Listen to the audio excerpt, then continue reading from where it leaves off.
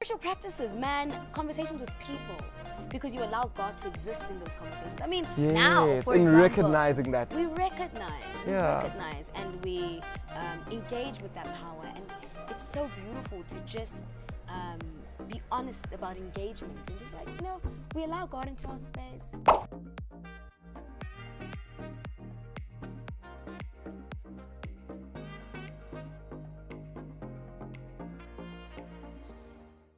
Her friends describe her as a contagious ball of energy. But some of you might know her from your TV screens as the bubbly girl on Yo TV. Or you might know her as the rebellious girl on the popular South African soapie Generations Lerato. Whichever way you know her, we all can't deny how talented my next guest is. As a young girl pretending to be other people in her mom's kitchen in their family home, she's always knew that she wanted to be in entertainment. Her hard work and persistence is evident in a fast-growing career. She's from a family of entertainers, with all of her siblings making waves in the entertainment business. As young as she is, Candice is proving to be a real gem in the industry. Welcome to Conversations with MphoD, Candice Modiselle. I'm just like, oh, I just want to dance. Are you with is that what we're gonna do? Is that? Hey! Hey! Hello, my darling. Oh, I'm good. Good. First of all, what a beautiful set. My gosh. Thank you very much. The set is hot. Thank you. Yeah, Yes? Well, you're the first person to actually see it. Really? Yeah. I feel so special now. It's like the first person. It's like a housewarming. Exactly. Oh, And you're that's very great. deserving. Thank you. I'm glad she said it. Thank you. Candice, while I was doing my research on you, I was like, is Candice perfect? I mean, from school, she already knew what she wanted to be. Yes. The awards from school. After Yes. leaving school, she got awards in varsity. After that, you knew exactly what you wanted to do. You're making waves only at 24. I was like, hold on, guys, something's wrong here. She can't be 24. Have you always been this amazing? Look, I'm so grateful to have the incredible support from family. If anything, they've really been able to define the journey but essentially allow myself to be the architect of my narrative.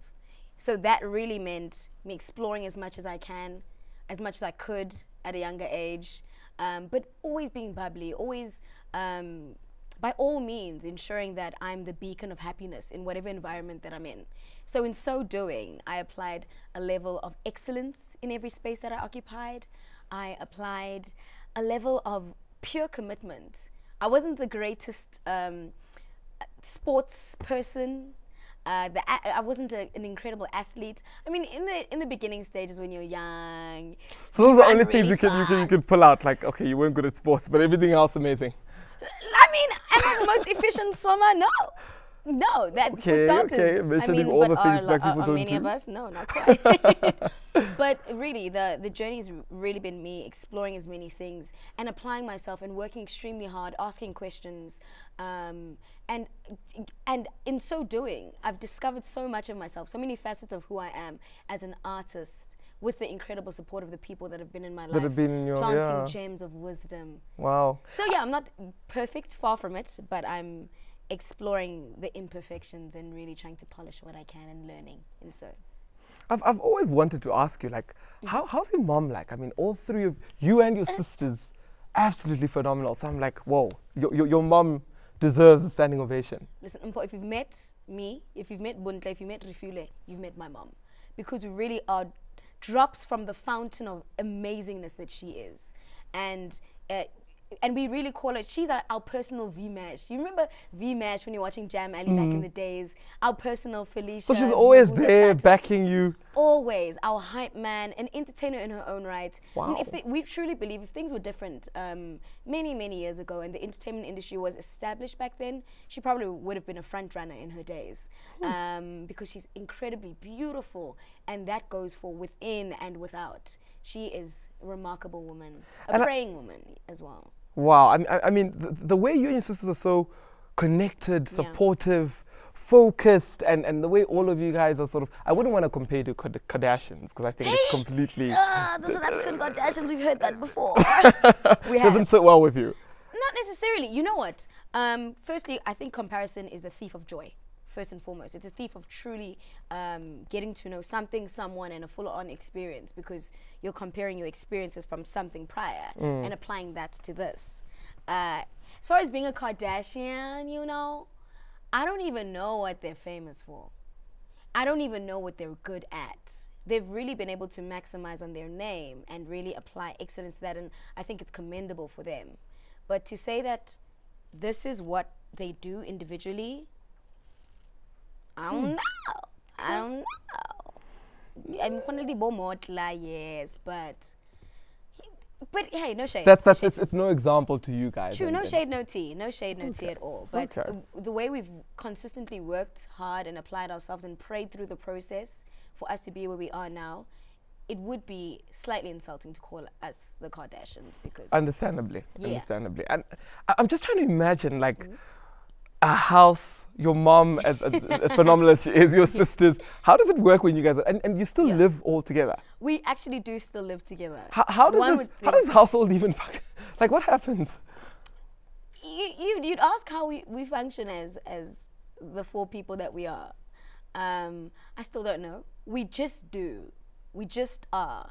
We're supportive. But like I say, and that's an important thing, like we hold God at the center of all our interaction, from home, from our interactions in the midst of each other, and we also take that to the outside. We are listeners of each other, open conversation, and we're each other's friends, man. Before I even knew I could have friends outside of my home, my best friends were my sisters. So that's how we've kind of operated for all 24 years of my life, 32 years of Refuler's life, and 28 years of Buntle's. It's a fun and crazy home. A very special home, I'm sure. Yeah, people seldom want to leave. Once you enter, you are engulfed you are and within. enveloped in the love. Oh, wow. So much love. Wow. Yeah. Conflict resolution, like, do you guys ever have sister fights? Like, what happens? What do you guys fight about? Like, We human. We are okay. human. Okay. So we do have our conflicts here and there, rightfully so. But our conflict resolution techniques really, at the forefront of it all is resolve. Because a lot of people have conflict, but they don't have a lot of resolutions. And we really, in all environments, my mom will stand in the center and she'll be like, hey, Lona, like, get yourselves together. Yeah. But I mean, our fights never last more than like 3 days or anything like that. Because we also are aware of energy, and the energy we give out, and the energy we permit, and the energy that you allow into the space is the energy that will continue. So if there's a hostile environment that you've created, you need to be the people that change it. That change it and fix it. Yeah, Very profound. we hate Very profound. hostility. Very, very profound. And in terms of, I mean, your mom's there, and I know your dad passed on while you were Yes. still much younger. Yes. Do you still recall, were there any dynamics that changed, or was it too? You know, I was so young when he passed on that I would not be able to identify differences. Unlike Buntle and Refile, for them they'd be like, "Oh, Dad was like." I mean, I have few nuances, like there's nuances, experiences, and slight remnants of memories. But I mean, at 2, how much of a connection can you say you've built? Yeah. That's 'Cause you're 22 very, very years young. without my father, and 22 years of a strengthened relationship with my mother.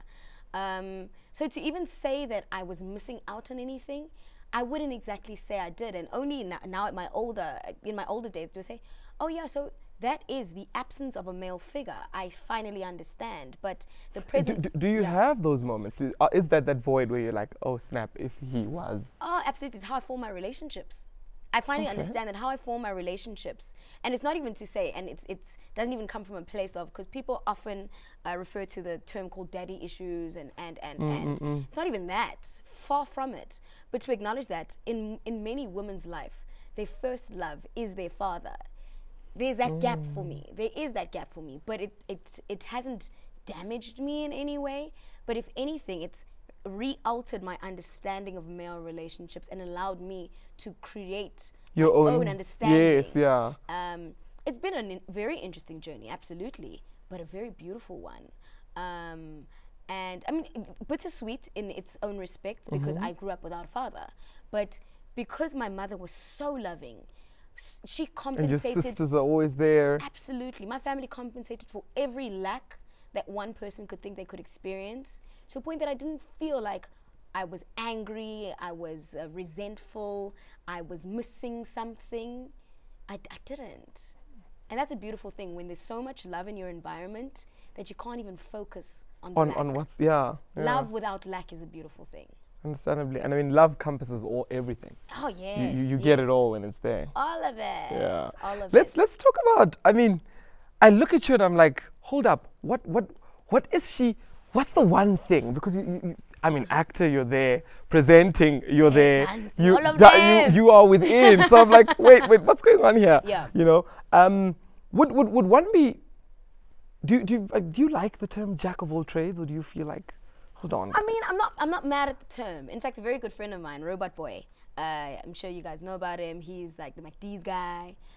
He spoke about being the jack of all trades and the master of none.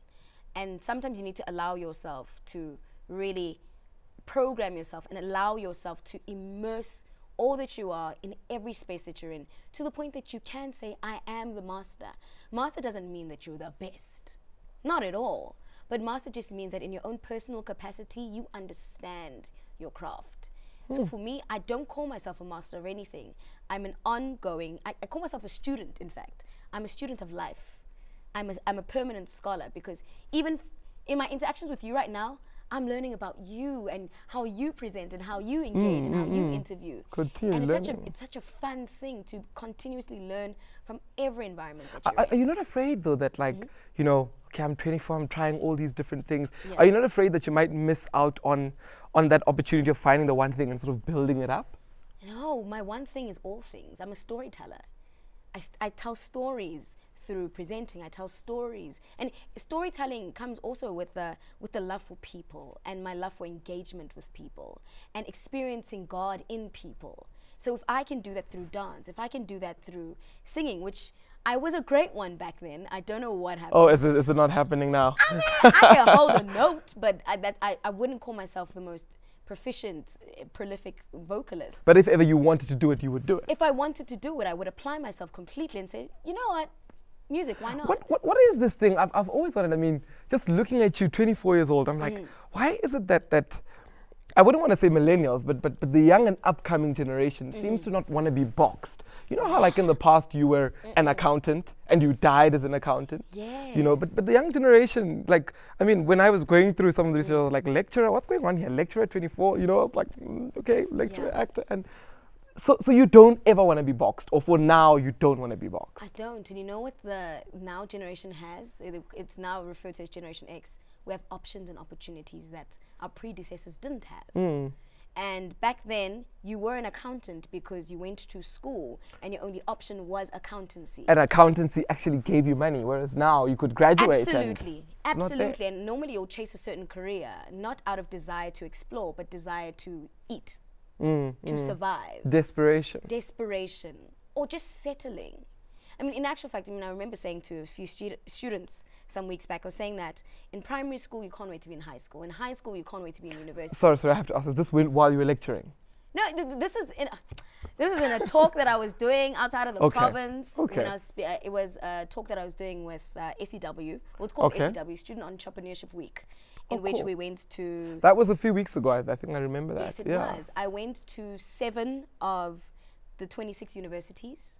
And no, I went to 5. I went to 5 of 26 universities, and we're really inspiring entrepreneurial change and entrepreneurial development and spirit in young people. And I was saying that a lot of the time in primary school, you can't wait to be in high school. In high school, you can't wait to be in university. In university, you dream of your dream job, and then you get the job and you stop dreaming. Very true. But now, because we've been afforded opportunities and options, we allow ourselves to, like I said, immerse yourself in whatever avails itself there. Because there's so much to explore. There really is. And if you just tap into your soul power, then all the options are available. But what allows you, I mean, you've said something so profound that, you know, after people sort of finish varsity, they get into that job and they stop dreaming. They stop. You know, that's it. I'm an accountant and I'm going to be an accountant forever. But what allows you to sort of transpose into the next thing and dream and make it big, or master it, as you've said, and move on to the next thing and master it? What allows you that? What? I'm comfortable with the uncomfortable. I would say that. I'm okay with being uncomfortable. not in the sense with that having to learn and immerse yourself in a new Yes. thing. And I'm not afraid of being a scholar. I'm not afraid of starting at the bottom. When I went into radio, I was with the likes of Daluxolo Jalmeni, who literally one of the best speakers that I know. I was with the likes of DJ Sbu, who had DJ Sbu Breakfast, with Zola 7, Mbali Nkosi, the father who then was Chili M. These are people that are established. Mkedeza, DJ Mkedeza, these people are veterans in their spaces. I was brand new to radio. But I'm like, you know what? I'm going to go right in and I'm going to slay. I don't know what I'm doing, but I'm going to learn. Now I run the desk. I co-produce my own show. And this is months later. It literally is months later because I'm not afraid of being a scholar, because when you're called into a space, God will always qualify the underqualified. You were never qualified to do what you were doing. Back then, you didn't. Once upon a time, you didn't know how to speak. true, very You true, didn't know yeah. how to walk. You didn't know how to engage. All these things were learned. But here you are, having equipped yourself with everything that you have, doing what you're doing because you have been qualified. And in that learning process, I mean, you're saying something so profound where you're saying you literally immerse yourself in whatever space and you learn and you grow through it. You gotta. In that space, when you sort of experience a challenge, I'm sure I can imagine doing radio. I'm sure there are times where you thought you were on air, but you were not on air, and somebody's like screaming at you on the other side, like, what's going on? Yeah. How did you? What kept you going? Like when you were like, okay, guys, I'm making mistakes. Yeah. What was that? It's a constant need. Maybe it's my slight obsession with excellence and proficiency. Perhaps it's that, but I don't dwell on the failures. I don't dwell on the downfalls. I don't dwell on the challenge. Yes, I mean that's exactly why some people fail to move forward. Yeah. They're literally stuck saying, "Oh my gosh, I messed up that link," and then you Not can't even realizing focus that, on the next yeah. there's another link coming. Apply yourself to that. So it's like, how can I be better? What now? What am I bringing? What am I Let's shake the improving? table. How can I improve? And I ask. Anyone that works with me knows that I ask questions. I walked into this space, I greeted everyone, and I asked them, like, okay, so in terms of my expectations for today, what do you guys want to engage with? And because I want to apply my best self, but you can't do that without the openness to new knowledge. You can't be a closed vessel. You can't be narrow-minded. You can't be ignorant. You can't assume you know everything. That's why I say I am a scholar. I'm a student. Continually learning. Continually learn. I learn from my students. I have 4-year-old little students that want to be presenters, and I learn from them. We're going to talk about that. Let's go for an ad break. When we return, we're going to dig more into what she's talking about, what she's actually doing within the space and in the industry.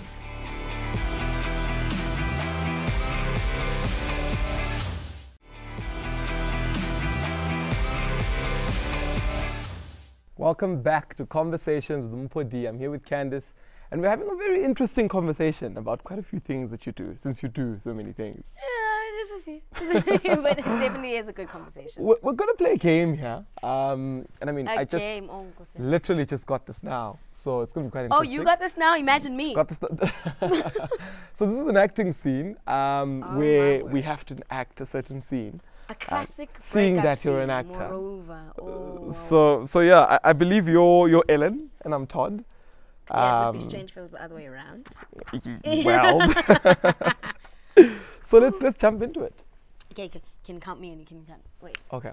Oh, I must do the whole director thing. Okay. Oh my gosh, guys, I'm laughing. Okay.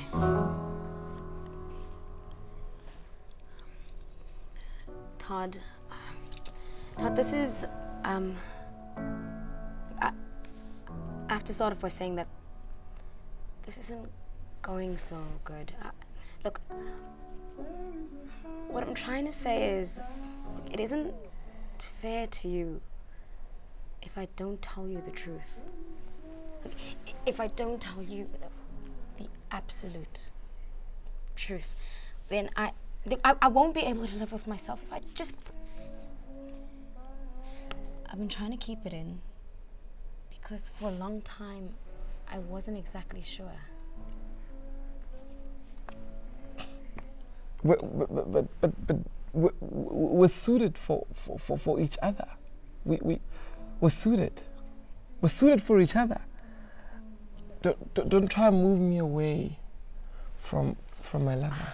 Todd, I've been with you this past year. When we met, I was just coming out of a heartbreak, and you were someone who was there, someone genuine, and I liked the person.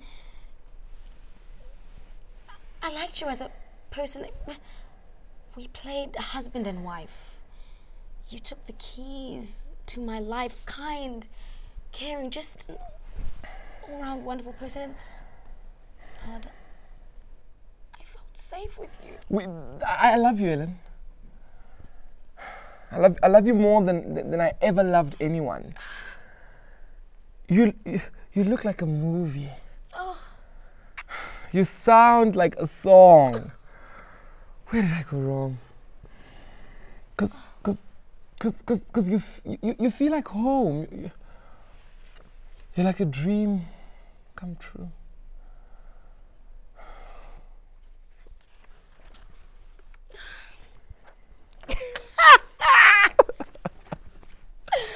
Oh my so dramatic. word. It's like yeah. Woo, child. Oh, honey, child. Wow. That was very interesting. You can consider yourself an actor now. Oh, really? Yeah. But you know what? Denzel, guys. Denzel, call them Come, look, I'm ready. LA, give me the big house. With openness to learn. You were open. You were an open vessel. You're like, I'm gonna go right in. I don't know how to do this. I'm like, let me read this. If this is what.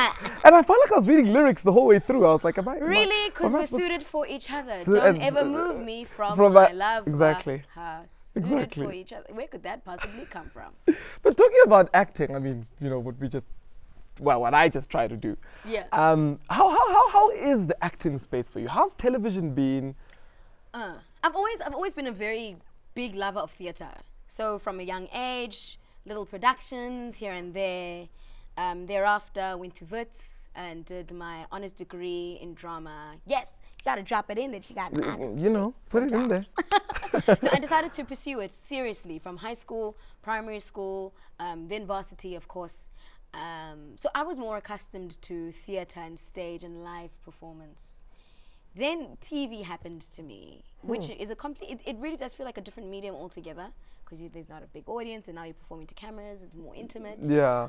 The transition was almost seamless, but acting was the first love of my life, and I'm starting to discover more outside of that discipline and storytelling. I wanted to ask you this because I think there's such a contrast between the character you played in Generations, Lerato, and yourself. Yeah. How do you get into character? How do you channel in the inner bad girl, or is there an inner bad girl hiding somewhere? Everybody got an inner bad person in them. Oh. I think you do. So from my side, you know. So from my side, I was 16 years old, so it's not difficult to play or portray the character of a 16-year-old young girl. Ohulitsing Alex has friends. Sometimes she is the bad apple, but then sometimes she's the voice of reasoning. Similarly, there are attributes to that with my life. Very simple life, very simple upbringing, not lavished. Wasn't born with a silver spoon in my mouth. The very same with Lerato. Has a few family complications, as every family does. But yeah, is trying to figure herself out. She doesn't have it all figured out, and sometimes she wants to be the loudmouth of the group with very little experience of certain things. And I've just and I've never judged my character. That's an important thing. Going into Generations, The Legacy, I didn't judge Lerato. I still don't judge her to this day. And the funny thing is, initially my character was supposed to be on for 3 months. Was written in for 3 months. I'm about to hit 2 years on the show, which I guess isn't bad at all. Very, very good. Yeah, Very, very good. So, yeah, just in terms of getting to character, answer your question, actually, it's just throwing it back to my previous experiences, and because there's a treasure chest of stories that I have, that every person has, and it's just channeling those and then nuanced experiences and just bringing them out and allowing them to come to life through the story of Lerato. Were you never concerned or afraid that, since you come from such a talented family and your sisters have been on television before, were you never afraid that it would be a stereotype to sort of say, well, here she is joining? Oh, yeah, of course, it happens. And it happens a lot. A lot of people assume that I'm in the industry, in entertainment, consequent or subject to my sisters doing that. Refile starting off as a model at 13, Buntle as a dancer for as long as we've known, when she started with rhythmic gymnastics in primary school. And then there was me. And I was acting in primary school. People obviously seeing me as the last person to enter the industry. Because they only saw you once you were there. When they I was didn't on know Yo that TV, you were actually, they didn't know that there's a huge... When I joined Yo TV, I was doing my honors degree in acting. People just thought, oh, here's this cute little girl that's come onto the TV screens. Oh, she's a Modiselle. Oh, of course she is. Of course she's doing this. But they didn't know that you've been at it. Exactly, been at it. And I'm not threatened by that. In fact, I don't really care for it, because it hasn't really defined how I am as an artist. I know my story. I know the work that I've put into where I am, and I know that it takes 5 years to become an overnight success. I've lived through it. I love that. Takes a while to become an overnight success. A very long People time. only see the end product and they think that's it, but exactly, just like social media, you see the highlights of the show reel. True. That's it. True. And for me, you see me on screen and you're like, oh, she auditioned, got lucky, and probably called someone whose sister's. They don't know about the 18 failed auditions. And you did your research. They don't know that in first year there were 18 no's. 18. How did you deal with? Real how did you deal? Were you never like after the 15th no? You were like, actually, maybe this is a no. At some point, I found myself walking to the dean's office at Wits, ready to deregister, because I'm like, look, what is the point? If I'm getting all these no's. In third year, I was like, there's no point in me being here. I'm seeing people literally get into the industry without any degrees, thriving. Why am I putting in 3 years, paying as much as we're paying to be here, when I know that I don't need to be here? But then I thought, what would I have to say to my mom? What am I going to do with this bursary? So, yeah. There were times, obviously, when I was ready to call it quits. I stopped auditioning in second year, 2014. I decided that I'm not going to audition for anything. And I'm going to stick to theatre. The no sort of gets to you, because you're trying to build something and somebody's like saying, no, you can't build it. And you're like, but. They're like, no.